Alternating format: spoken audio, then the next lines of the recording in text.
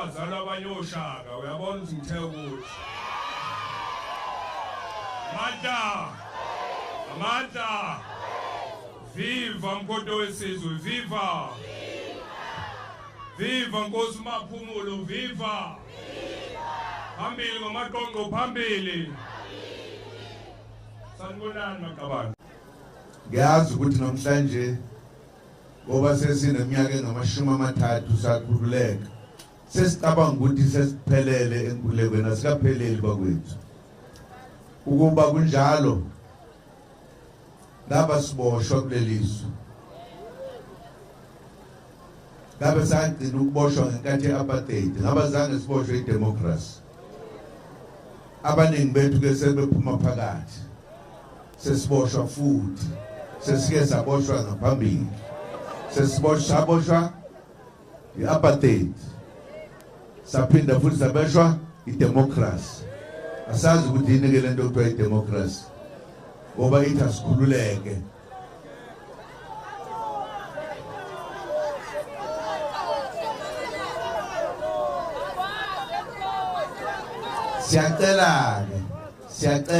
Siyacela bonda bezitha nabefundisi ukuthi lo msebenzi nawuqala ngo-1912 uqala okhokho benu uqedeleni bakwethu. Fika ucishicishi ngasukuma phansi ngawuqeda nya ngaze ngathi ngeke uphinde ube khona. Kodwa nganele ngasuka nje wabuya. Isizathu sawo hayi ngoba konakele ugesi. Abantu bamabhizinisi ababefuna inhlobo ethile yamabhizinisi yokuthi aqedwe amalahle kwenziwe okuthile okunye. Hayi ukuthi izele nje. Yibo kanye abanamandla abawulethile lokucishicishi. Uyabona ke makunjalo ngeke sithi sinothando ngabantu. Kusho ukuthi siyakusho nje lokho. Ngiyafisa ukuthi bantu bakithi ake senze into eyodwa nje balulekile. Sizenzele thina bandla. Ke siyeke nje umbango ongasho lutho, ongasibuyiseli lutho. Ke sivote sonke nje sivotela into eyodwa. Niyawazi ukuthi lento esibiza ngokuthi umkhonto wesizwe akusona isilungu leso. Asibizanga ukuthi democracy oyini into esingayazi. Umkhonto wesizwe. Uma kunzima iwona esasilungisa izinto ngawo. Ngalesikhathi ke sesilungisa ngani ngevoti lethu. Ivoti lethu linjengodokotela linjengenyanga yethu. Lizoselapha eSouth Africa. Ukuze sibuse nathi. Siyeke ukuhlala la okuhlusha kwakhona abanye behlala kubuswa khona kodwa kungabantu abasivakashela besuka emakubo bangabe sahamba ke ngoba kumnandi la. Sizohlala nabo futhi ngeke sibaxoshe. Soshintsha imithetho sizoyishintsha weba kwethu.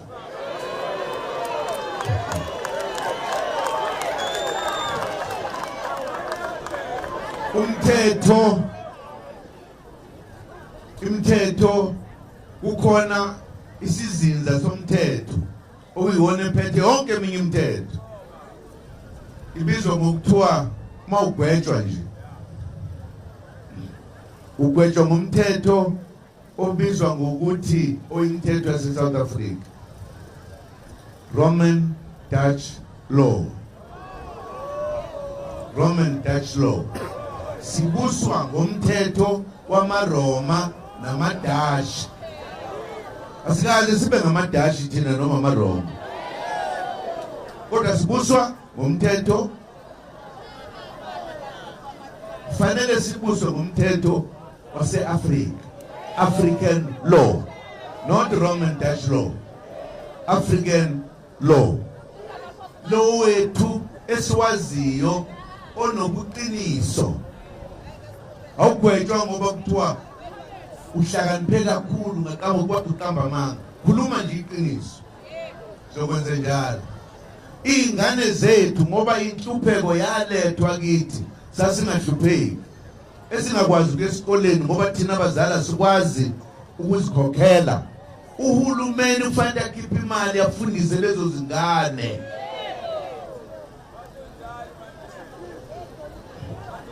Le esayizama nami ukubhedilisha isingisi engingasazi ngathi free education.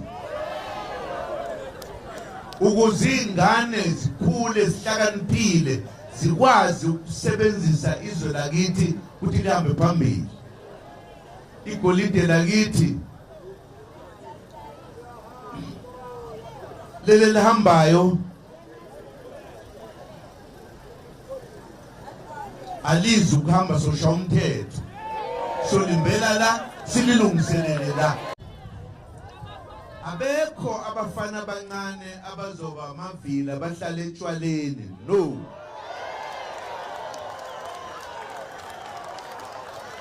Uma beqhubeka bedakwa ezinye izizwe zifundisa izingane zazo uzobona umhlobo. Simsa ngenkane esikoleni simfaka imvubu. Aye esikoleni awufunda kuhlakaniphe. Asizukunengane. Asikwazi ukuthi sihleli singamadoda sekangani ngale ziyaphuza la ekuseni izwe liyoshona. Izwe liyafa. Into ezosisiza ukuthi senze njalo ukuthi ingane mase zifundile zafika ku matric unyaka azike esikoleni ziyofunda ukusosha. Zifundele ukuvikela izwe lakubo, hlonipha, zibe abantu. Sizoyiqeda lento ukuthi ukhona umalala esikotini.